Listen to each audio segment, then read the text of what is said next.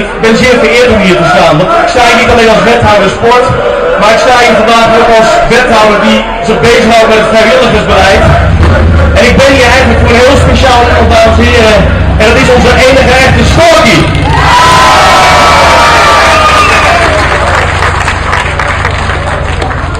En voor degenen die hem niet kennen, ik heb kleine Storky hier naast me staan.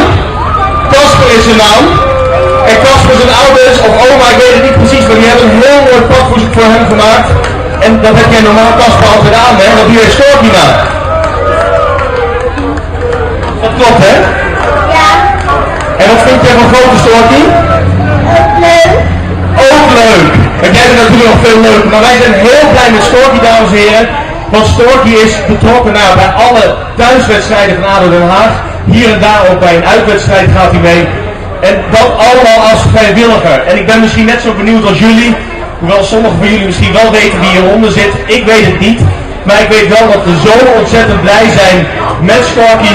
Dat we dat ook als gemeentebestuur bijzonder willen waarderen.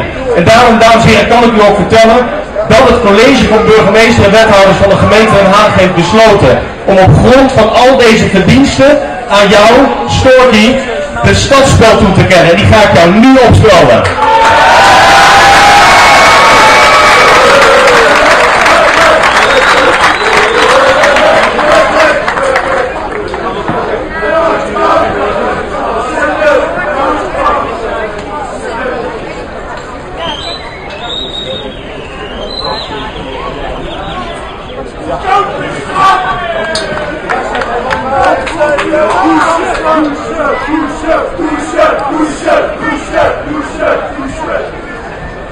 En dames en heren, bij zo'n officiële beslissing hoort ook een officieel besluit.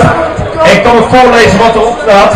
Want hier staat op dat het college van burgemeester en wethouders heeft besloten aan Storky. Want dat staat er daadwerkelijk. Niet de echte naam, maar de echte naam is natuurlijk Storky.